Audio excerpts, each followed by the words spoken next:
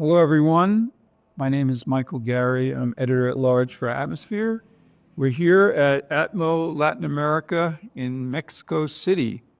And I'm very pleased to have with me today Carlos Obela, VP Engineer of Services and Product Management for Copeland, which of course is a major global component manufacturer of natural refrigerant technologies.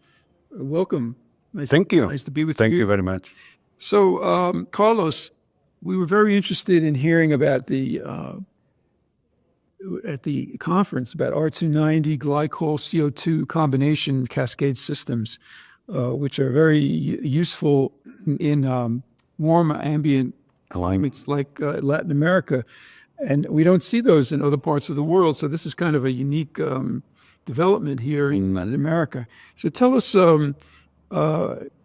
how many of these systems is Copeland involved with in this region? And you see it growing. As I mentioned during the presentation, so the main country where this kind of technology was recently implemented was in Brazil. So you're right. So it's I would say a good answer in terms of applying these kind of systems in high ambient. But one of the interesting things is the easy transition from similar systems applying HFC moving to natural refrigerants without significant changes in the architecture and the system. One thing. The other very important thing is economy. So these kind of systems are very competitive in terms of first cost, obviously in the return of investment, comparing with what I would say expensive solutions, particularly in high ambient or CO2. Right. Okay, so basically that's what it is.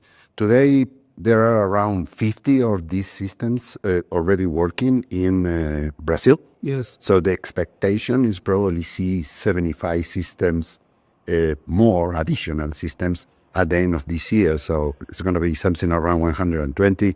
But we already know that there are these kind of systems running in other places in Latin America. So I put that number in front of my presentation. So we think it's around 200. Right. So more or less. Right. Excellent. Yeah. So it's expanding in other regions in Latin America besides Brazil, and we hope to see it in the U.S. where I'm from. I think it would be an interesting option in warm climates in the southern U.S. Although they are using transcritical CO2 in those places, but here you have CO2 always in subcritical mode. For low temperatures. Correct. And I think that would be something that would be very attractive. And it's used across many applications. Like it can be used in stores, supermarkets, also in larger industrial. Correct. Exactly. So the application is not only for supermarkets. Yeah. The application is also for cold storage. Yeah. That is something possible. So it's 100% natural. And the conversation is coming up in the United States, so at this point of time. So regulations is probably a key point to be considered. So as far as I know, at the end of 2025, SNAP will be reviewed and probably the propane charge will be, larger comparing with what is there. That is a factor for the U.S., the R290 charge. But if they keep it outside, and these are generally, the R290 is usually outside, not inside. And this is... The interesting thing is the same architecture that I'm showing here could be expanded in commercial air conditioning. Yeah. So, and that is for the glycol. Yeah, exactly. So you can use the glycol with comfort purposes, which is adding value without adding additional significant cost.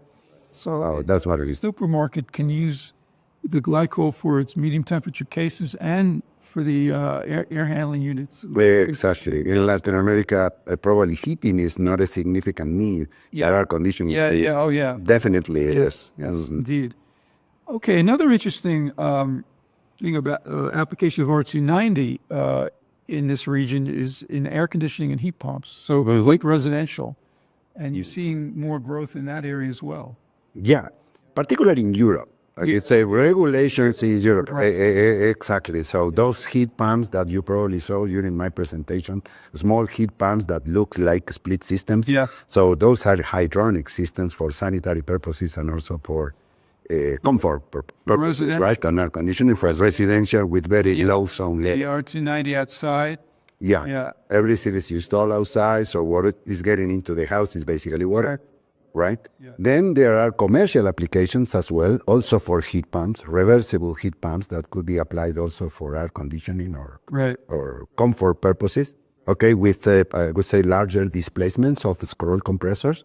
Yes, definitely in Europe up to, I would say, 500 kilowatts is an application, a possible application of this kind of technology. Yeah. And they have them R290 and split air conditioners as well in Europe. And Split air conditioning with propane. Well, the limitation of the total charge of propane is something to be considered. So we are talking about no more than 1 kilogram. right. So that is putting some, limitations in the size of the system. But yes.